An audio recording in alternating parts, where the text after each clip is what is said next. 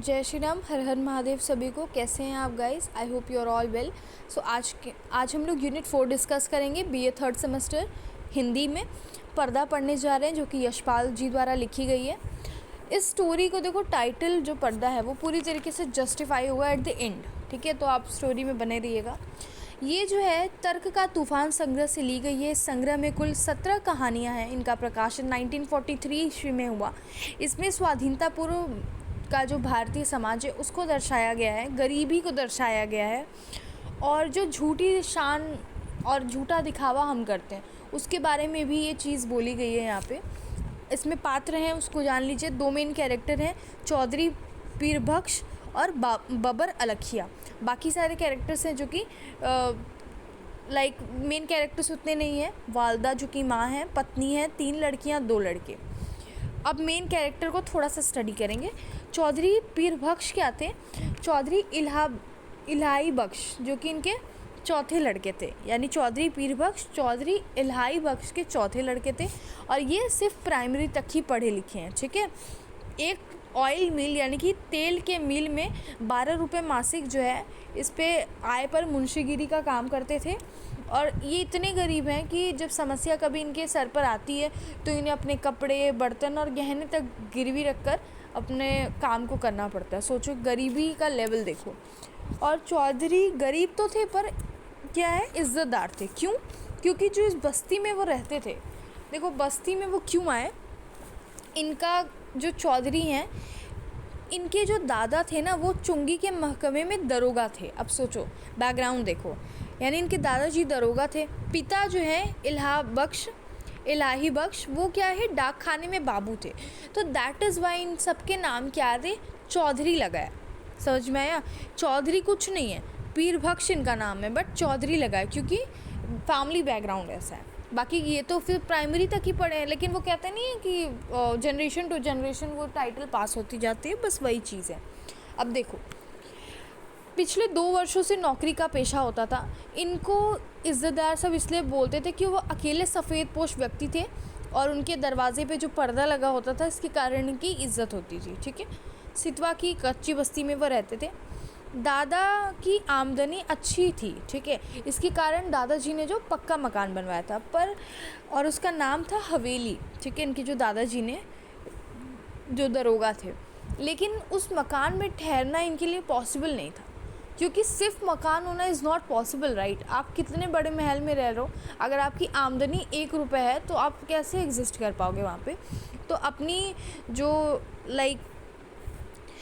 जो झूठी मान मर्यादा है उसको कायम करने के लिए कुछ दिन तक तो थे वहाँ पे, लेकिन क्या है कि वहाँ पे सफ़रना उनका नामुमकिन होता गया। तो फिर ये क्या किए, कच्ची बस्ती में, सितवा की कच्ची बस्ती में आ गए। लेकिन झूठी मान मर्यादा बनाने के लिए इतनी गरीबी होने के बाद भी वो अपने घर की औरतों को काम नहीं करने देते थे। बाहर भी वो नल में पानी स्वयं ही भरने जाते थे, समझ रहे हो? तो वो देखो, तनख्वाह बढ़ाकर जो 12 रुपये थी वो अब 18 रुपये मासिक हो गई, लेकिन स्टिल उनकी जो आर्थिक स्थिति थी वो बहुत ख़राब थी। इसी के कारण दरवाजे पर टांगने का टाट तक नहीं खरीदने के उनके पास पैसे थे, तो उन्होंने पुश्तैनी दरी को टांग देते थे, दरवाजे पे। और अब क्या हुआ, अब इनका थोड़ा बुरा वक्त चालू हो गया। और बुरा वक्त क्या, इन्होंने 4 रुपये बबर अलखिया से पैसे उधार लिए, ठीक है? और ये क्या है, बबर अलखिया एक साहूकार है, ठीक है? और किश्त क्या थी, 1 रुपये। अब देखो, बबर अलखिया का थोड़ा सा कैरेक्टर जानते हैं। पंजाबी खान है बबर अलखिया। ये भी सितवी की कच्ची बस्ती में साहूकारी का व्यवसाय करता है, ठीक है? लोगों की रहने की जगह को देखकर, आपकी कितनी रहने की जगह है उसी को देखकर वो उधार देता था, ठीक है? बीकानेरी मोची, वर्कशॉप के मजदूर और रमजानी धोबी, ये जितने भी नाम मैंने लिए ये इनसे कर्ज लेते थे क्योंकि ये साहूकार थे उसी बस्ती के। चौधरी पीरबख्श ने 8 में से 7 किश्त समय पर दे दिए थे, लेकिन वो 8वीं किश्त देना उनके लिए असंभव हो गया था। यानी इतने वो गरीब थे कि उनके लिए पॉसिबल ही नहीं था कि वो आखिरी किश्त भर पाएँ। खान सबको पता नहीं क्यों, खान का जो नज़रिया था, जैसे पैसे उसने किसी को दिए उसको वो चोर, झूठा, 1 नंबर का, और मतलब लाइक मक्कारी समझता था। उसे लगता था कि ये मेरे पैसे लिया ना, अब तो ये मेरे पैसे नहीं देने वाला। चाहे कोई उससे कितना भी गिड़गिड़ाए या कहे कि अरे मेरी स्थिति बहुत दयनीय है, तभी वो कहेगा नहीं नहीं इसके पास तो पैसे होंगे, बट ये मेरे से ऐसे जानबूझ के कह रहा है, झूठा है, मक्कार है ये आदमी, ठीक है। और यहाँ तक कि वो सबको तो गाली देता ही देता था, स्त्रियों को भी गाली देता था बबर अलखिया, ठीक है। चौधरी अपनी खाल तक उतरवाने के लिए तैयार हो गया। सोचो गरीबी का लेवल और चुका न पाने की जो, समझ रहे हो ना, लाइक गरीबी इतनी बुरी चीज़ होती है कि क्या ही बोलूँ। जब भी कोई ऐसा स्टोरी पढ़ती हूँ तो मुझे पता नहीं क्यों अजीब सा अंदर से फील होता है कि फिर सोचने लगते हैं ना कि लाइक जो रोड पे रहते हैं लोग, वो लोग अपना गुजारा कैसे करते होंगे, वो लोग कैसे खाना पीना खाते होंगे। ये चीज़ बहुत लगती है।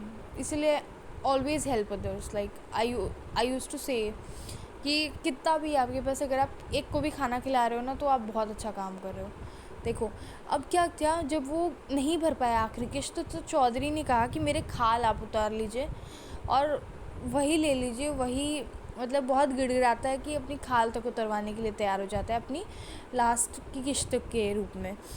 देखो लेकिन जो बबर अलखिया था वो ये सब मानने को तैयार नहीं था, समझ में आया। सो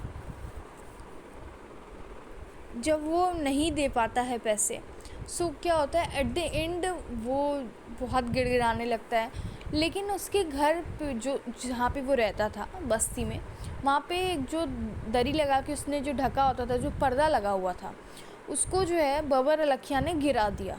और वो गिरते ही जो हम चौधरी पीरबख्श हैं वो बेहोश हो जाते हैं, ठीक है। अब क्यों बेहोश होते हैं, अब ये समझिएगा ध्यान से। ये पर्दा टाइटल भी लास्ट में जस्टिफाई हो रहा है और कैसे हुआ ये समझे। जो अब समझ रहे हैं कि जो चौधरी की स्थिति कितनी ख़राब है, तो जिसके घर में लाइक बर्तन तक बेचने की नौबत आ जाती है, उसके घर में कहाँ से ही कुछ रहेगा। जो भी उनके घर की औरतें थीं, उनकी बेटियाँ, उसकी वाइफ, उन सब के 1/3 कपड़े थे उनके तन पे, समझ रहे हो। यानी पहनने के कपड़े तक पूरे नहीं थे उन लोग के पास। और वही पर्दा एक उनकी लाज रखता था, और वही पर्दा उस चीज़ को, उनकी लाज बचाए हुआ था। और जैसे ही वो पर्दा गिर जाता है, उसकी जो घर की औरतें आंगन में खड़ी रहती हैं, ये सारी चीज़ें सुन रही होती हैं, वो सिकुड़ के एक तरफ से हो जाती हैं कि कैसे वो अपना तन ढक ले।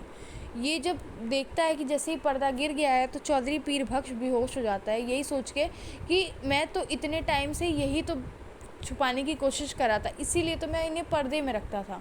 और ये पर्दा यही शो कर रहा है कि वो जो पर्दा लगा के ये सबको शो करना चाहता था, क्या छुपाना चाहता था, यही कि उसकी घर की जो दयनीय स्थिति है वो सारे समाज के सामने आ गई। जितने भी लोग वहाँ पे खड़े होकर ये तमाशा देख रहे थे, सारी भीड़ की आंखें जो है नीची हो गई शर्म से, और सब लोग अपनी अपनी ओर चले जाते हैं। बबर अलखिया थूकता है, उसके बाद फिर उसको भी अफसोस होता है उस चीज़ का, अपनी नज़रें झुकाता है और एक मुस्लिम वर्ड लास्ट में बोलता है, मुझे इस टाइम याद नहीं आ रहा है, वो बोलता है और वो अफसोस से चला जाता है कि अब तो उसके पैसे वो कभी नहीं लौटा पाएगा, क्योंकि अब उसने असलियत देख ली उसकी।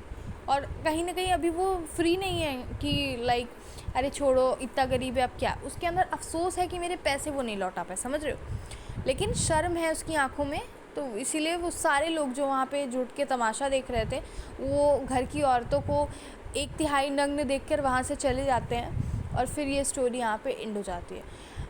जो हमारे चौधरी साहब हैं, वो जब बेहोश होकर उनकी जब आँखें खुलती है, तो वो उठ के पर्दा लगाने के लिए नहीं जाते हैं। क्यों? क्योंकि वो यही सोचते हैं कि इसी चीज़ को मैं छुपाना चाहता था, जब ये सबके सामने आ गया तो उनमें इतनी हिम्मत नहीं बचती है कि वो फिर से उठे और वो पर्दा वहीं पे लगा दें जहाँ पे उनकी सारी औरतें वहाँ पे फिर छिप सकें। वो जब ये सारी चीज़ें हो जाते हैं तो फिर उनकी भी इतनी हिम्मत नहीं पड़ती कि वो उठें और पर्दा लगाएं, और ये स्टोरी यहाँ पे एंड हो जाती है। स्टोरी में गरीबी को दर्शाया गया है, किस तरीके से जब इंसान गरीब होता है तो वो क्या क्या करके वो किश्त भरने की कोशिश करता है, अपनी फैमिली का कैसे पेट पालता है, यहाँ तक कि अपनी खाल तक उतरवाने के लिए तैयार हो गया था कि बस लाइक वो चीज़ ना करें।